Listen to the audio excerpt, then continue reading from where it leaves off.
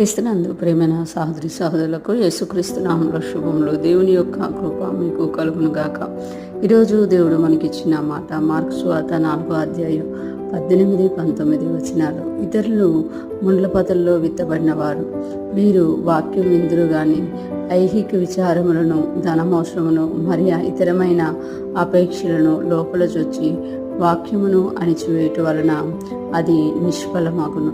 ఈ మాటలు మనం మార్కు సువార్తలో చూస్తున్నాం. ఈ యొక్క భాగంలో చూసుకుంటే యేసయ్య విత్తువాని యొక్క ఉపమానం చెప్తున్నట్టుగా మనం చూడగలమన్నమాట. ఎప్పుడైతే ఆ ఉపమానం చెప్పారో శిష్యులు మరలా వచ్చి అడిగినప్పుడు ఇక్కడ మనం చూసుకుంటే యేసయ్య మరలా తెలియజేస్తున్నట్లు మనం చూడగలం అనమాట. ఇతరులు ముండ్ల పొదల్లో విత్తబడిన వారు అంటే ఇక్కడ 4 రకాలైన మనుషుల గురించి, 4 రకాలైన నేలల గురించి ఇక్కడ యేసయ్య తెలియజేస్తున్నట్లు మనం చూడగలం. మొదటిగా త్రోవ ప్రక్కన వారు, రెండోదిగా రాతి నేల, మూడోదిగా ముండ్ల పొదలు. ఇతరులు ముండ్ల పొదల్లో విత్తబడిన వారు అంటే మూడో రకం వాళ్ళు ఎలాంటి వాళ్ళు అని అంటే ముండ్ల పొదల్లో ఆ విత్తనాలు పడ్డాయి అనమాట. అప్పుడు ఆ విత్తనాలు ఏమైందంటే వీరు వాక్యం ఇందులో కానీ ఐహిక విచారములను, ధనమోసమును మరి ఇతరమైన అపేక్షలను లోపల చొచ్చి వాక్యమును అణిచివేయటం వలన అది నిష్ఫలమగును. వీరు వాక్యం విందురు కానీ ఐహిక విచారములు అంటే ముండ్ల పొదల్లో విత్తబడిన మనుషులు ఎలా ఉంటారు అంటే వాళ్ళ వాక్యం వింటారు, దానితో ఫలిస్తారు కొంచెం.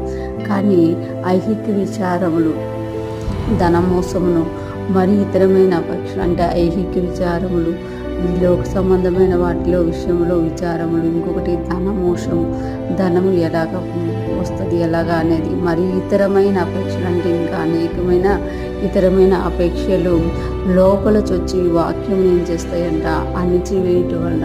అంటే వాక్యం ఫలించాలని ఉంటుంది, వాక్యానుసారంగా జీవించాలని ఉంటుంది, వాక్యం కొరకు ఏదైనా చెయ్యాలని ఉంటుంది. కానీ ఐహిక విచారములు, ధనమోసము, ఇతరమైన అపేక్షలు లోపల చొచ్చి ఏం చేస్తాయట వాక్యాన్ని అణిచివేయటం వలన అది నిష్ఫలమగును. వాక్యం ఏమైపోద్దంట నిష్ఫలమైపోద్దంట, ఫలం లేకుండా అయిపోతుంది అని ఇక్కడ యేసయ్య చెప్తున్నమాట. అంటే ముండ్ల పొదల్లో విత్తబడిన వారు వాక్యం వింటారు కానీ దాని ప్రకారం జీవించే విషయంలో నిష్ఫలం అయిపోతారు అని యేసయ్య తెలియజేస్తున్నారు.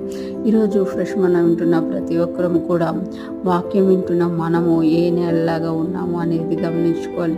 మనం ఎప్పుడైతే మంచి నేలలాగా ఉంటామో వాక్యములు విని దాన్ని అర్థం చేసుకొని గ్రహించి ఓపికతో ఫలిస్తామట. అలాగా 100 రెట్లుగా, 60 రెట్లుగా, 30 రెట్లుగా ఫలిస్తారు అని యేసయ్య చెప్పినట్టు మనం చూడగలం అనమాట.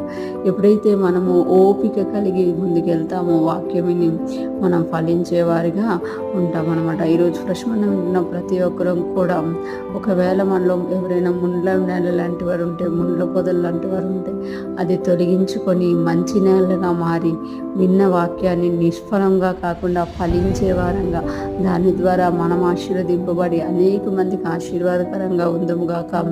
దేవుని రాజ్యంలో ముందుకు సాగిపోదుముగాక. ఆమేన్.